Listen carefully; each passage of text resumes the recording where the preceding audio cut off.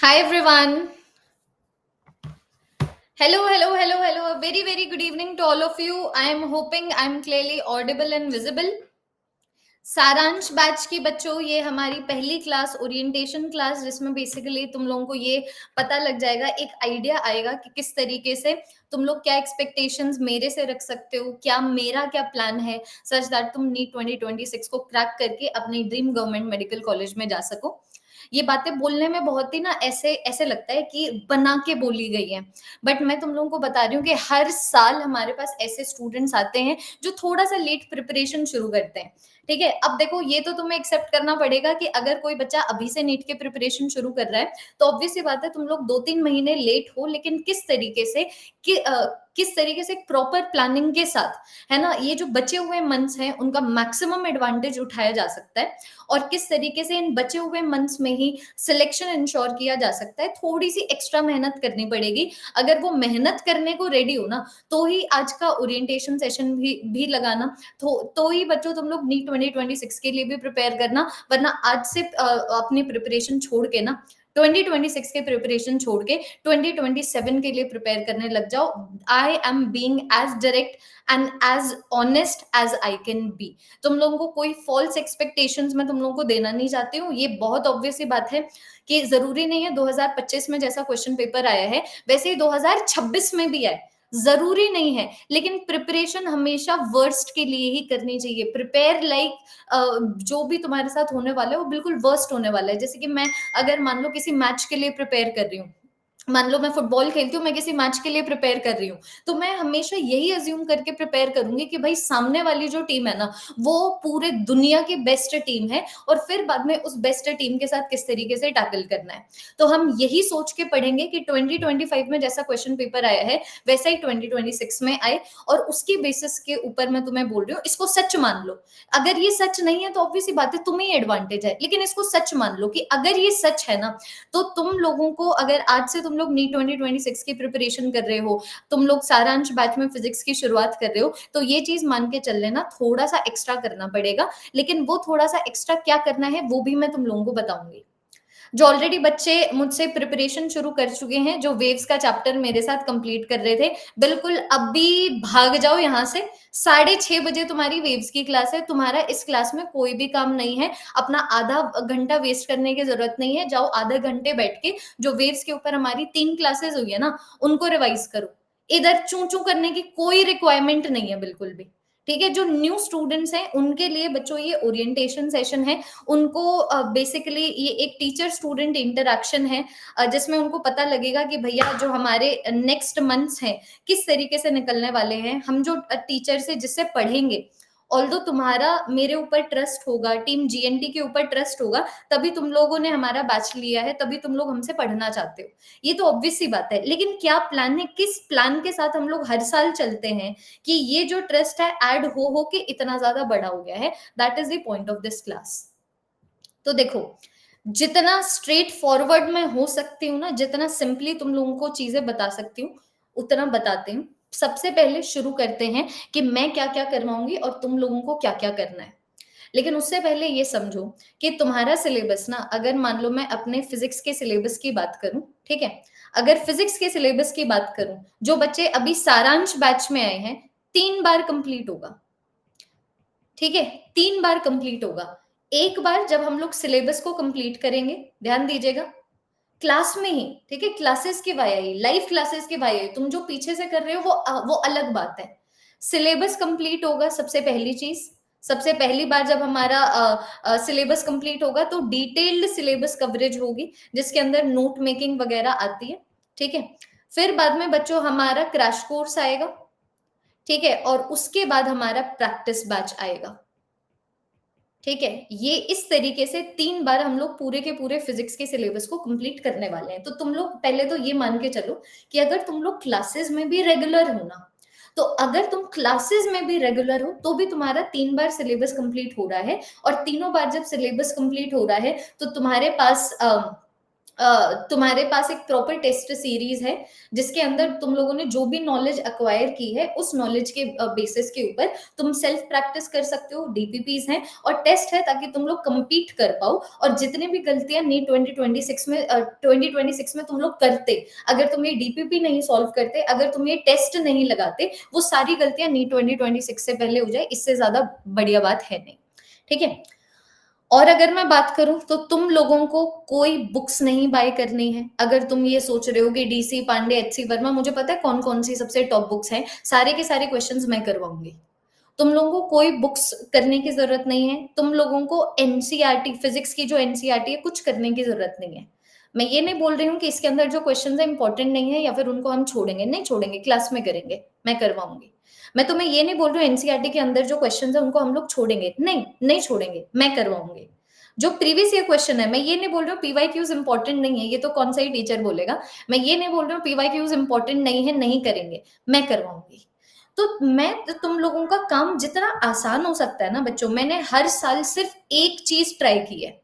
अब 8 साल हो गए पढ़ाते पढ़ाते, तो सिलेबस तो ऑलमोस्ट सेम ही है ना, बट हर साल मैं ये ट्राई करती हूँ कि जब यार पढ़ाना सेम है तो क्यों ना पढ़ाने के तरीके को इस तरीके से बनाया जाए कि जो बच्चा ऑलरेडी इतने एग्जाम प्रेशर के अंदर है, ऑलरेडी इतना रिलेटिव के प्रेशर के अंदर है, ऑलरेडी इतने मम्मी पापा के प्रेशर में है, ऑलरेडी इतना अपने प्रिपरेशन के प्रेशर के अंदर है, उसको फिर ये एक्स्ट्रा प्रेशर ना फील हो कि ये वो बुक्स भी हैं, ये वो एनसीईआरटी के अंदर ये वाले क्वेश्चंस भी है, ये वो पीवाईक्यूज भी है। इसलिए जितनी भी चीजें हैं, चाहे वो HC Verma, DC Pandey, SL Arora के सबसे बेस्ट टू बेस्ट क्वेश्चंस हो, मैंने करवाने हैं। ठीक है। चाहे वो एनसीईआरटी के अंदर एग्जाम्पल क्वेश्चंस हो या फिर रेलेवेंट एक्सरसाइज क्वेश्चंस हो, मैंने करवाने हैं। चाहे वो प्रीवियस ईयर क्वेश्चंस हो, मैंने करवाने हैं। और ये चीज तुम लोगों को मेरे स्टूडेंट्स खुद बता देंगे। किसी भी बच्चे को ये फील नहीं हुआ कि यार ये वाला चैप्टर हो गया लेकिन इसके पीवाईक्यूज रहते हैं, इनसे पूछ लो। Your next class starts in ठीक है। 20 minutes. एक गधा यहाँ पर जरूर बैठा होगा, सब बताऊंगी, पहले मेरी बात सुन लो। एक गधा जरूर बैठा होगा, वो तुम्हें बता देगा एक ऐसा चैप्टर नहीं हुआ है जहां पर चैप्टर को कवर करते करते हम लोगों ने पीवाईक्यूज नहीं सॉल्व किए। पीवाईक्यूज के इंपॉर्टेंट कुछ नहीं है। हाँ मुझे पता है बैठे होंगे यहाँ पर कुछ गधे, है ना, कोई दिक्कत की बात नहीं है, बैठे रहो। तुम्हारा भी जी सा नहीं लगता ना कि जल्दी से क्लास हो जाए, क्लास हो जाए, वेव्स पढ़ ले, वेव्स पढ़ ले, टीसी दी को सुन ले। जानती हूँ मैं तुम्हारे इमोशंस, इसीलिए मैंने पहले ही बोला था कि कोई भी गधा अगर यहाँ पर बैठा हो तो वो तुम्हें बता देगा। मैं चाहती हूँ तुम्हारा लिस्ट काम हो। ठीक है। मैं बताऊं क्या चाहती हूँ, तुम क्लास लगाओ। मैं लिटरली इससे ज्यादा एक्सपेक्टेशंस नहीं रख रही हूँ। क्लास अटेंड कर लो, क्लास अटेंड कर लो, उसके ऊपर नोट्स बना लो। ठीक है। नोट मेकिंग मोस्टली क्लास में हो जाती है, कभी कभी कुछ ऐसे टॉपिक्स आते हैं जिसमें डायग्राम्स बहुत ज्यादा होते हैं, तो उसके लिए मैं बच्चों को बोल देती हूँ कि क्लास खत्म होने के बाद नोट्स बना लेना। वरना वो जो नोट मेकिंग वाला काम है तुम्हारा 80 to 90% क्लास के अंदर ही हो जाता है। ठीक है। उसके बाद अब देखो डीपीपीज बहुत सारी हैं, जैसे अड्डा के आपके ऊपर तुम्हें अलग डीपीपी मिलती है ना। अगर तुम लोगों ने स्टडी मॉड्यूल लिया है तो उसके अंदर तुम्हारी कुछ अलग क्वेश्चन बैंक्स हैं। तो यार क्वेश्चन अनगिनत है। मैं तुम्हें बता रही हूँ, मैं अपनी एक्सपेक्टेशन बता रही हूँ। जो मेरी तरफ से डीपीपी गई है, इसको डीपीपी टीसी लिख देती हूँ, सिर्फ इसको सॉल्व करो, टेस्ट के लिए प्रिपेयर करो, टेस्ट दो। मैंने कोई 5वीं एक्सपेक्टेशन रखी ही नहीं है। अब इससे ज्यादा एक टीचर कैसे हेल्प कर सकता है मुझे नहीं समझ आया, मे बी आगे आने वाले सालों में पता लग जाए, लेकिन इससे ज्यादा एक्सपेक्टेशन मैंने नहीं रखी है। तो अगर कोई भी ऐसा स्टूडेंट है जिसको यही काम करना बहुत ज्यादा लग रहा है, मैं तुम्हें दोबारा से बोल रही हूँ, NEET is not for you. NEET छोड़ो, anything is not for you. अगर, क्योंकि ये बिल्कुल बेसिक बेसिक चीजें हैं। अगर तुम मान लो किसी और बैच में होते, किसी और बैच से पढ़ रहे होते, कोई और फिजिक्स का टीचर होता, ठीक है, मैं भी पढ़ी हुई हूँ ना, मैंने भी देखा है, मैं एक तो स्टूडेंट भी रह चुकी हूँ, फिर अब मैं टीचर हूँ, इस एजुकेशनल इंडस्ट्री में हूँ, तो मुझे भी पता है कि और के बैचेस में क्या हो रहा है। जितना मिनिमाइज मैं कर सकती हूँ कि बच्चों के पास बिल्कुल ऐसे कॉन्क्रीट काम दे दूं कि अगर यही कॉन्क्रीट काम वो कर दे, और मैं अपने ऊपर ले रही हूँ। यही चीजें तुम लोगों को तब करनी है जब तो हम लोग अभी सिलेबस कवर करेंगे। क्रैश कोर्स में ये नोट्स वाला पार्ट तो बिल्कुल हट जाएगा, फिर बाद में सिर्फ ये 3 चीजें रह जाएंगी। फिर उसी तरीके से प्रैक्टिस बैच में दोबारा से नोट मेकिंग वाला पार्ट नहीं होगा, सिर्फ और सिर्फ ये 3 चीजें रह जाएंगी। डू यू ऑल अंडरस्टैंड में? इतना कर सकते हो? अगर इतना कर सकते हो, मैं जिम्मेदारी लेती हूँ, मैं नैया पार लगाऊंगी। बच्चों ने, मैं देखो सिर्फ एक्सपीरियंस, ये जो कॉन्फिडेंस है ना, ये कॉन्फिडेंस मेरा खुद पे नहीं है कि मैं ये कर सकती हूँ, ये कॉन्फिडेंस है कि मैंने करके दिखाया है। हर साल मैं तुम्हें बता नहीं रही हूँ कितने ऐसे स्टूडेंट्स हैं। इनफैक्ट यूट्यूब के कितने ऐसे स्टूडेंट्स होते थे जिन्होंने जनवरी में मुझसे पढ़ना शुरू किया, अभी तो सितंबर भी खत्म नहीं हुआ है। जनवरी में मुझसे पढ़ना शुरू किया, लेकिन फिर बिल्कुल वैसे जैसे मैं बोल दूं। अगर मैंने बोला है यहाँ से लेफ्ट जाना है, तो चाहे पूरी दुनिया तुम्हें बोले राइट जाना है, तुम बोलो नहीं, फिजिक्स टीसीडी के हाथ में है। अगर टीसीडी ने बोल दिया फिजिक्स के लिए यहाँ से लेफ्ट जाना है, तो फिर चाहे तुम्हें भगवान भी आके बोले यहाँ से राइट जाना है, नहीं जाओगे। उस लेवल की डेडिकेशन से जो बच्चे चले हैं ना, जनवरी फरवरी मार्च अप्रैल 4 महीने में 60 से 140 तक गए हैं। 60 मार्क्स से, do you all understand this? 60 marks से 140 मार्क्स तक भी गए। और तुम्हें, बिकॉज तुम लोग तो बच्चे हो, तुम्हें लग रहा होगा जादू हो गया ये, कि टीसी देना कुछ जादू करती होगी। जादू नहीं करती, ये कोई जादू नहीं है, ये इतना डुएबल है ना। अगर, क्योंकि मुझे 8 साल हो गए पढ़ाते हुए, मुझे पता है एग्जाम कैसे क्रैक होता है, मुझे पता है तुम्हें गवर्नमेंट मेडिकल कॉलेज कैसे दिलाना है, और जो बच्चे शुरू से पढ़ रहा है मुझे ये भी पता है उसको एम्स कैसे दिलाना है। बट मुझे ये चाहिए, मुझे पहले यहाँ पर जितने भी स्टूडेंट्स बैठे हैं ना, मुझे तुम लोगों से एक प्रॉमिस चाहिए, अंधा विश्वास होना चाहिए टीचर के ऊपर। क्योंकि ये अंधा विश्वास हर उस बच्चे ने किया है जो आज अपने ड्रीम गवर्नमेंट मेडिकल कॉलेज में बैठा है। और मैं तो बोल रही हूँ, मैं अपनी बात भी नहीं कर रही, अगर कोई और टीचर भी हो रहा होता है ना, अगर कोई और टीचर भी होता जिसकी इस तरीके से हिस्ट्री होती और वो आपको बता रहा होता, तो वो दूसरे टीचर भी बिल्कुल डिजर्व करता है कि आप उसके ऊपर 100% ट्रस्ट करें। क्योंकि बच्चा क्या करता है, और मैं तुम्हें बता रही हूँ, 50% ऑफ द स्टूडेंट, चाहे तुम कोई भी टीचर ले लो, 50% ऑफ द स्टूडेंट्स क्या करते हैं, कुछ टाइम यहाँ से पढ़ लेंगे, ठीक है, अरे यार बन नहीं रहा है, बन नहीं रहा है, अब फिर किसी और टीचर पे जाएंगे, फिर किसी और टीचर पे जाएंगे, और यही सिंपल हार्मोनिक मोशन उनका टीचर के बीच में होता रहता है। और फिर बाद में वो रियलाइज करते हैं कि फॉलो करने को 4 टीचर कर लिए, ढंग से एक भी टीचर को नहीं किया, तो जहां बैठे थे 20-30 मार्क्स बढ़े, लेकिन अब भी वहीं पे बैठे हैं। और and I am so sure काफी ऐसे स्टूडेंट्स होंगे जिनके साथ पिछले साल ये चीज हुई है, ठीक है, कि यहां से थोड़ा सा यहां से कर लिया, फिर बना नहीं, नहीं बनता, ऐसे नहीं बनता। 3 बार करने से बनता है, 3 बार करोगे ना तो बन जाएगा, बिना 3 बार से कम बारी में नहीं बनेगा। ये चीज मैं अपने स्टूडेंट्स को जो ऑलरेडी मेरे बैचेस के अंदर है, अभी मैंने आई बिलीव 2-3 दिन पहले, बच्चों पता नहीं कब क्लास ली थी, 4-5 दिन पहले एक क्लास ली थी जहां पर मैं उनको यही समझा रही थी। जबकि वो चीज मैं 2 बार ऑलरेडी समझा चुकी हूँ। जो तुम्हारा मार्क्स में इंक्रीज है ना, मार्क्स के इंक्रीज के लिए रोया मत करो जब तक तुम्हारा सिलेबस 2 बार ना कंप्लीट हो जाए, ठीक है, पहले पूरा डिटेलिंग में सिलेबस कंप्लीट करो, ठीक है, जितने में मार्क्स आते हैं वो खून का घूंट पियो, आपको पीना पड़ेगा। जो AIR 1 आने वाले 2026 में, वो भी पी रहा है, तुम्हें भी पीना पड़ेगा, तुम स्पेशल नहीं हो। स्पेशल तुम सिर्फ अपने काम के लिए हो सकते हो, और वो काम किस तरीके से करना है मैं बता दूंगी।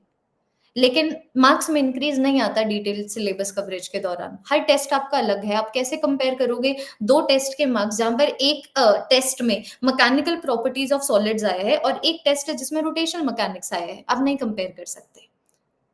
2 बार अपना सिलेबस कंप्लीट करो, और मैं कह रही हूँ इससे ज्यादा मैं क्या बोलूं, मेरे साथ करो ना, तुम्हें 4 चीजें बोल दी, ये 4 चीजें तुम कर लोगे, इससे ज्यादा तुम लोगों को कोई करने की रिक्वायरमेंट नहीं है। टाइम कैसे मैनेज करना है ये सिर्फ और सिर्फ वो स्टूडेंट्स पूछते हैं जो दिन के 12-13 घंटे नहीं दे रहे हैं। Let us do a simple calculation, आ जाओ। तुम्हारा केमिस्ट्री है, बायो है, फिजिक्स है, ठीक है, मैं तो 1.5 घंटे की क्लास लेती हूँ, लेकिन फिर भी 2-2 घंटे की ले ली, ये क्लास लगाने में तुम्हारे 6 घंटे चले गए। मैं इसके ऊपर ऐड कर देती हूँ कि कहीं कहीं की नोट मेकिंग रह गई थी, 2 घंटे तुम्हारी नोट मेकिंग में निकल गई, ठीक है, ये कितने हो गए, 8 घंटे, 24 घंटे हैं। और टीचर के साथ बैठ के ये जो पढ़ रहे हो ना 6 घंटे, ये मुश्किल नहीं होते। मुश्किल होता है जब ये स्क्रीन ना चल रही हो, जब कोई और स्टूडेंट ना हो, जब कोई और टीचर तुम्हें ना पढ़ाने वाला हो, ठीक है, वो टाइम देना मुश्किल होता है, 6 घंटे देने मुश्किल नहीं है। 24 घंटों में से 8 घंटे काटो, आ जाओ थोड़ी सी मैथमेटिक्स ही कर लेते, 16 घंटे रह गए। अगर मैं तुम लोगों को 12 घंटे भी दे देती हूँ कि 12 घंटे तुम रख लो, फिर भी तुम्हारे पास 4 घंटे हैं डेली बेसिस की, फिर भी तुम्हारे पास 4 घंटे हैं। इन 4 घंटों में तुम चाहे DPP सॉल्व करो, तुम चाहे जो मर्जी करो, 4 घंटे कम नहीं होते। यही 4 घंटे जब 100 दिनों के लिए लग जाए ना, 100 दिनों के लिए लग जाए, 3.5 महीने ले लो, 400 घंटे हैं ये। बात बस इतनी है, ये 4 घंटे कौन लगा रहा है। कभी कभी ये 2 घंटे भी होते हैं, कभी कभी 3 घंटे भी होते हैं, लेकिन anything is better than zero. तो टाइम मैनेज तुम ये देखो कि ये जो तुम्हारे पास 16 घंटे रह गए हैं क्लासेस लगाने के बाद, उसके ऊपर भी अगर मैं 2 घंटे दे दूं, इन 16 घंटे में से 4 घंटे क्यों नहीं निकल रहे हैं? तो ये आप मैनेज करोगे, मैं मैनेज नहीं करूंगी, आपकी मम्मी मैनेज नहीं करेगी, ठीक है, कोई काउंसलर मैनेज नहीं करेगा, आप मैनेज करोगे। सेल्फ स्टडी के लिए डेली बेसिस के ऊपर तुमने 4 घंटे दे दिए ना, कि तुम पता नहीं क्या कुछ कर जाओगे। तुम्हें बस ये रियलाइज नहीं होता, कंपाउंडिंग इफेक्ट है ना थोड़ा सा। अब मैं तुम लोगों को कैसे समझाऊं, जैसे कि तुम ये लगा लो, एक बूंद पानी, मान लो एक नल है, एक बूंद पानी उसमें से गिर रहा है, ठीक है, अब और कहीं नहीं है वो पानी, और देखो कोई जगह नहीं है जहां से मैं वो पानी पी सकती हूँ, तो मेरे पास वही ऑप्शन है कि मैं उसके नीचे इस तरीके से मुंह खोल के बैठ जाऊं। नहीं, मेरी नहीं प्यास बुझेगी, क्या पता 1 घंटे में भी ना बुझे, 2 घंटे में भी ना बुझे, ठीक है, लेकिन बुझेगी ना, तो उसके लिए पेशेंस रिक्वायर्ड है। उसी तरीके से वो जो 4 घंटे की सेल्फ स्टडी है, क्या पता तुम्हें नहीं दिखे 1 महीने में, तुम्हें ना दिखे 1 हफ्ते में, तुम्हें ना उसकी अहमियत समझ आए 1 दिन में, लेकिन जब वो 2 महीने हो जाते हैं, 3 महीने हो जाते हैं, 4 महीने हो जाते हैं, 5 महीने हो जाते हैं, यूं खींच देती है तुम लोगों को, तुम्हारे मार्क्स को यूं खींच देगी। अपने एक्सपीरियंस से बोल रही हूँ, तुम्हें मोटिवेट नहीं करना चाहती हूँ, तुम्हें एक्चुअली में जो गेम है ना, वो गेम समझाना चाह रही हूँ, क्योंकि अगर तुम लोगों ने गेम समझ ली ना, फिर बाद में कौन आगे है कौन पीछे है तुम्हें कोई फर्क नहीं पड़ेगा, और यूं जाएंगे तुम्हारे marks. Do you all understand me? हाँ जी। इससे ज्यादा ओरिएंटेशन मैं तुम लोगों को देना नहीं चाहती हूँ। ये रहा टाइम मैनेजमेंट, देख लो किस तरीके से टाइम मैनेज करोगे। ये रही वो एक्सपेक्टेशंस जो मैं तुमसे रख रही हूँ, ये रही वो एक्सपेक्टेशंस जो तुम लोग मुझसे रख सकते हो। इससे कॉम्प्लिकेटेड गेम है ही नहीं। जब सिलेबस कवर होगा अलग डीपीपी मिलेगी, क्रैश कोर्स चलेगा अलग डीपीपी मिलेगी, प्रैक्टिस बैच चलेगा अलग डीपीपी मिलेगी। मैं तुम्हें बता रही हूँ, ये जितनी भी प्रीवियस ईयर क्वेश्चन है ना, जब जब तक तुम्हारे नीट 2026 का एग्जाम आता है, हर पीवाईक्यू तुम्हारे आंखों के आगे से 3 बार निकल चुका होगा। मेरी जिम्मेदारी है, हर साल करवाती हूँ, तुम नए बच्चे नहीं हो, तुम मुझे ज्यादा प्यारे नहीं हो, ये मेरे काम करने का तरीका है। लेकिन चाहिए यार, देखो एक हाथ से ताली नहीं बजती। अब मैं यहाँ पर इतने एंथुजियाज्म से बता दूं कि यार हर साल मैं ये करती हूँ, इस साल भी मेरा कुछ इसी तरीके का करने का प्लान है ना, आज तुम बढ़िया मोटिवेटेड होके जाओ, लेकिन फिर बाद में तुम 2-3 दिन के बाद तुम देखो, क्योंकि तुम्हारी ओवर थिंकिंग की आदत है, तुम 2-3 दिन के बाद सोचो कि यार अभी तो उसका भी बैकलॉग रहता है, अभी तो उसका भी बैकलॉग रहता है। इससे काम नहीं चलेगा। बैकलॉग अगर किस तरीके से बैकलॉग कवर करना है, अगर तुम्हारा ये क्वेश्चन भी है, तो अभी तुम लोगों को एक ग्रुप का लिंक दूंगी, वो मेरे व्हाट्सएप ग्रुप का लिंक है। एक तो हर बच्चा वो ग्रुप ज्वाइन करेगा, वहां पर क्लास की अपडेट्स आती है, सबसे पहले पीडीएफ और डीपीपी तुम्हारे तक पहुंच जाती है, और जो भी एक्स्ट्रा चीजें जो मैं बच्चों को प्रोवाइड करती हूँ, चाहे वो इन्फॉर्मेशन हो या फिर वो कुछ पीडीएफ हो, वो भी वहीं पे आएंगी। कब शॉर्ट नोट्स बनाने सब बाद में देखेंगे, पहले तुम ये देखो, अभी सिलेबस कवर करो सबसे पहले मेरे साथ, मैं करवाऊंगी सब। सिर्फ मेरे इस ओरिएंटेशन सेशन का बच्चों एक पॉइंट है, ये कैसे करना है, ये कब करना है, मुझ पे छोड़ दो। वो सारे क्वेश्चन जैसे ही तुम्हारे दिमाग में आए ना, दिमाग में एक टिंग घंटी बजा दो, दी देख लेंगे, दी करवा देंगे, क्योंकि दी ने हमेशा करवाया है, 8 साल हो गए हैं पढ़ाते हुए। चाहे वो जब प्लेटफॉर्म हम लोगों ने स्विच किया था, तो भी एम्स में बच्चे भेजे हैं।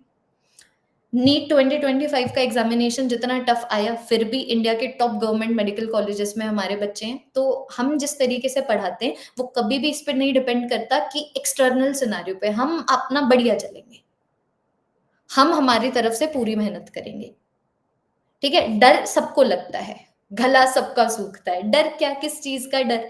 तुम अगर फ्यूचर में रहोगे तो डर लगेगा ही लगेगा, तुम फ्यूचर में क्यों रह रहे हो? तुम आज में रहो ना, आज 18 सितंबर में रहो। जिस दिन तुम लोगों ने ये चीज सीख ली ना, लाइफ तुम्हारे आगे चाहे जितनी बड़ी प्रॉब्लम ले आए, ये तो नीट का ओरिएंटेशन लाइफ के ओरिएंटेशन में कन्वर्ट हो चुका है, लेकिन मैं तुम्हें बता रही हूँ, जिस दिन तुम लोग आज में रहने लग गए ना, लाइफ तुम्हारे आगे चाहे जितना मर्जी बड़ा भवंडर ले आए, तुमसे हो जाएगा। मुश्किलें कभी कम नहीं होंगी, सॉरी, मुश्किलें कभी खत्म नहीं होगी।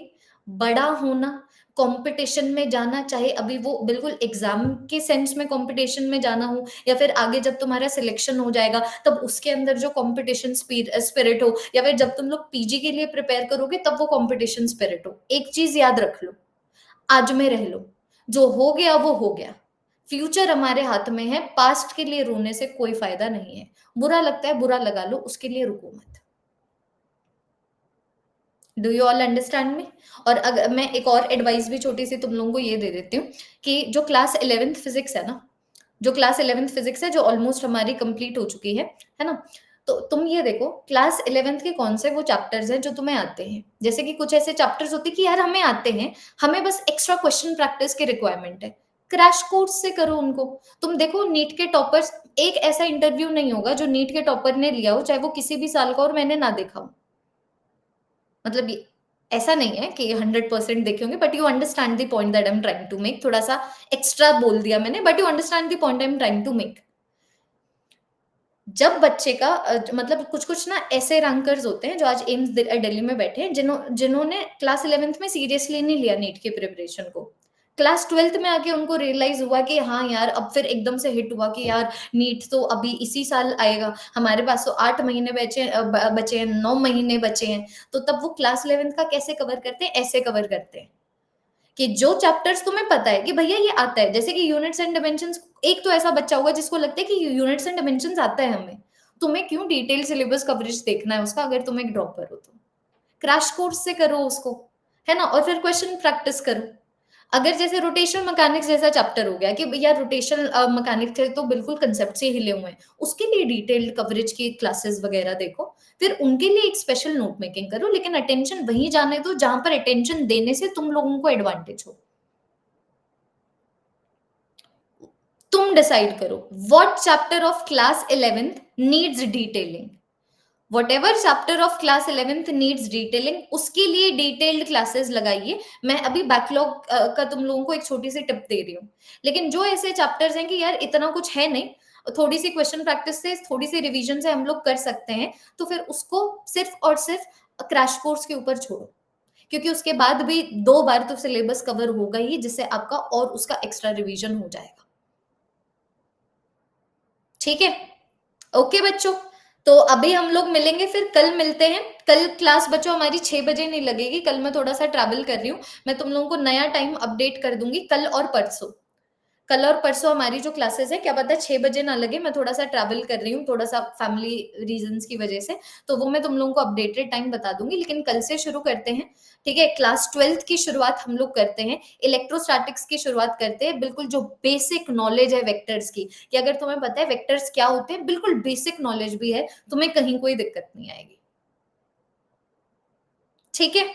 अब दैट इज ऑल एवरीवन। इसी तरीके से देखो, लगे रहो, हाथ पकड़ के तो चलना पड़ेगा, क्योंकि ये रास्ता तुम लोगों ने कभी भी क्रॉस नहीं किया है, और ये रास्ता हम लोगों ने लाखों स्टूडेंट्स को क्रॉस करवाया है। तो हमसे बेहतर कोई नहीं जान सकता कि रास्ते को किस तरीके से क्रॉस करना है। अपने पेरेंट्स पे थोड़ा सा विश्वास रखो। जब अगर मम्मी बोल रही है कि बेटा तू नहीं पढ़ रहा है, तो समझो कि उन्होंने तुम्हें टाइम वेस्ट करते देखा होगा। अगर तुम्हें कभी भी ये फील हो ना कि तुम पढ़ रहे हो, लेकिन एकदम ऐसे ही मम्मी ने आके बोल दिया कि तू तो पढ़ती भी नहीं है, तू तो पढ़ता भी नहीं है, मतलब तुम्हारी मम्मी ने एक बार जरूर तुम लोगों को कैच किया है टाइम वेस्ट करते हुए। तो वो भी विश्वास माँ बाप पे होना चाहिए, कुछ तो रीजन होगा। भले उनके बोलने का तरीका थोड़ा सा कड़वा हो जाए, है ना, भले वो थोड़ा सा बुरा लगे, बुरा लगने दो, वो अलग साइड है, लेकिन लॉजिकल साइड हमेशा अपनी जिंदा रखो कि ऐसा क्या रीजन था कि मम्मी ने ऐसा बोला। अच्छा, ये जो मैं 2 घंटे बैठ के रात को मूवी देख रहा था ना, उन 2 घंटों में तो यार 40-50 क्वेश्चन फिजिक्स के लग जाते।